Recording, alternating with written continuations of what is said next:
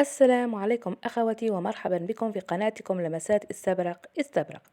اليوم جبت لكم وصفة الكعك المضمونة من غير جهد أو تعب وجميع أسراره. والأخوات اللي كامل ما يصلحش معاها الكعك راني جبت لك وصفة مضمونة 100%، والسر به يجيك قطني وخفيف ومنسم ما شاء الله. تابعوا معي الفيديو وطريقة التحضير. أولا نجيبوا ملعقة كبيرة زريعة البسباس، نشلوها في صفاية مليح باه تروح أي ترسبات، ونحطوها في كسرونة ونضيفوا عليها كأس ونصف ماء، ونحطوها على النار حتى تغلي مدة 5 دقائق، ونعبروا منها كأس. أنا استعملت كأس ونصف لأنه مع البخار كمية الماء راح تنقص وتبقى معنا الكمية المطلوبة. ودائما الكأس المستعمل سعة 220 مليلتر.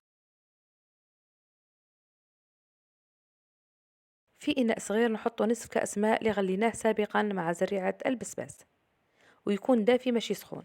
نضيفوا له ملعقة كبيرة خميرة وملعقة كبيرة سكر، ونخلوهم يتفاعلوا، والسكر اللي ضفناه باه يساعد في الاختمار بسرعة. ننصحكم أخواتي تتبعوا معايا كل الفيديو بتفاصيله باه تعرفوا كل الخطوات وطريقة التحضير باه تنجح لكم الوصفة.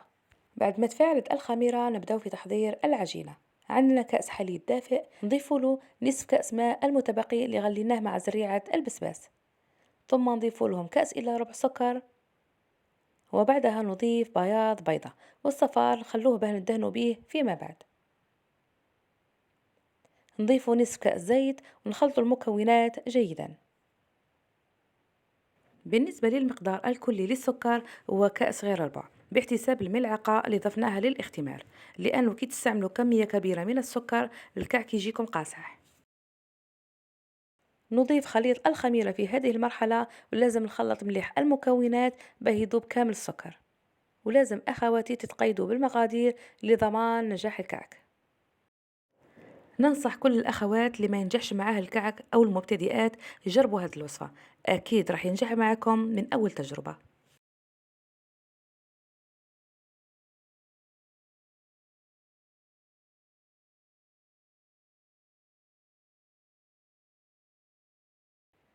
وبعد ما يذوب كامل السكر نضيف قشور الليمون أو البرتقال اللي متوفر عندكم، راح يكون الكعك منسم وريحته تهبل. ونضيف ملعقة صغيرة فانيلا ونخلط جميع المكونات.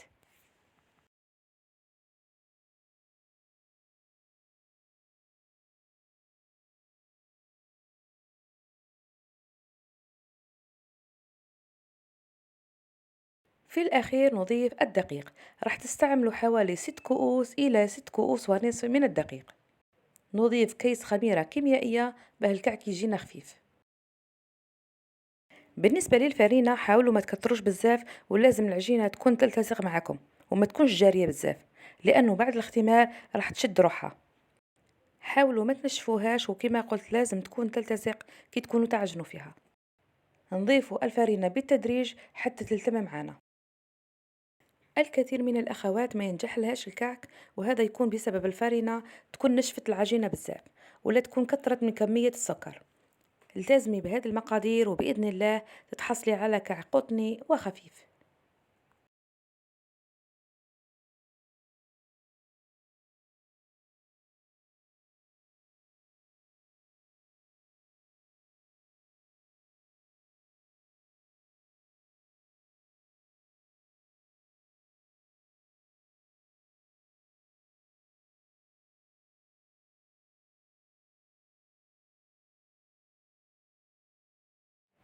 بعد ما لمينا العجينة وتكون تلتصق، وراني نأكد لكم أخواتي على كلمة تلتصق في اليد، نحطها على طاولة العمل، نعجنوها لمدة ثواني فقط، ونحطوها في الإناء ونغلقوا عليها ونخلوها تختمر حوالي ساعة.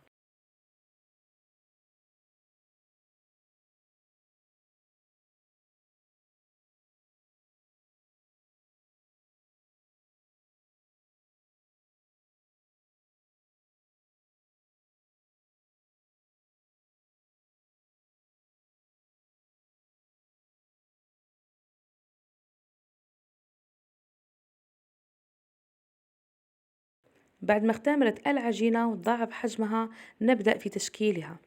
حاولوا تحطوا الإناء بجانب الفرن باه يختمر معاك بسرعة، وهذا كي يكون الحال بارد.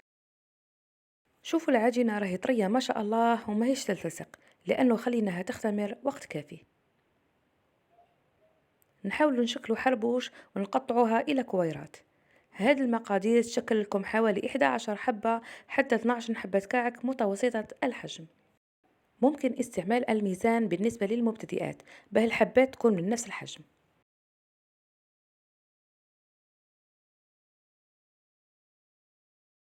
مرات أخواتي الصور ما تعطيش للوصفة حقها، لكن صراحة كل الوصفات اللي حطيتهم في القناة ناجحين وعن تجربة، سواء للمعجنات أو الحلويات. وفضلا اضغطوا على زر الإعجاب وفعلوا زر الجرس ليصلكم كل جديد. ونحتاج تحفيز لكل من يشاهد هذا الفيديو. كما راكم تشوفوا أخواتي شكلنا الكويرات من نفس الحجم به نتحصلوا على نتيجة مرضية شكلا. نغطوها بسربيتة به ما ينشوش معانا، ونبدأ في التشكيل بالوحدة.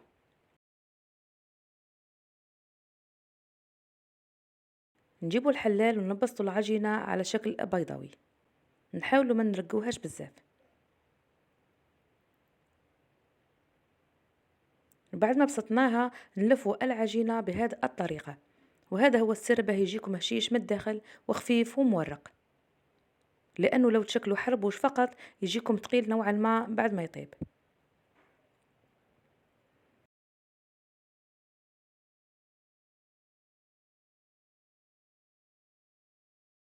ونحاول نلفه من الوسط إلى الجوانب. كي نرولو الكعك أخواتي نحسبه نفس الطول، وهذا بأصابع اليد، به الحبات تكون متساوية ومتحوفة. بعد ما نلفه نقطعه بالسكين، وفي حافة العجينة نقطعوها به نلمو الجهتين.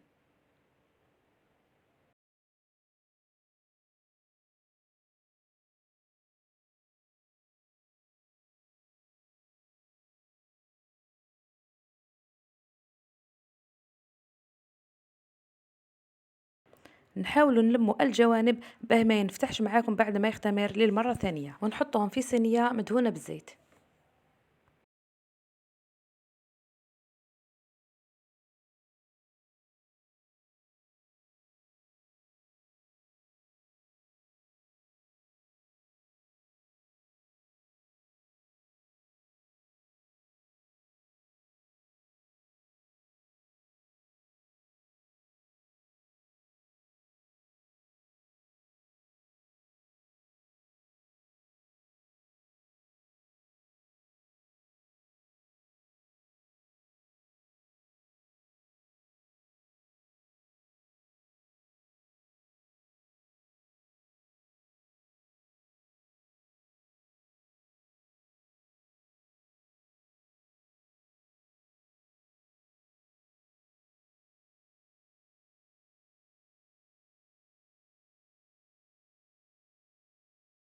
بعد ما شكلنا كل الحبات نحاول نبعدوا بيناتهم ونغطوهم ونخلوهم يختمروا حوالي ربع ساعة.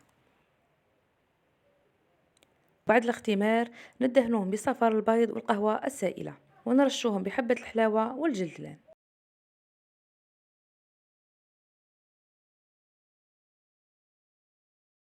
بالنسبة للكعك ما يطولش في طيابه، غير يحمر من تحت نشعلوا عليه من فوق حتى يحمر مليح ونخرجوه. ولازم يكون الفرن مسخن مسبقا باه يخمر ويتضاعف حجمه في الفرن.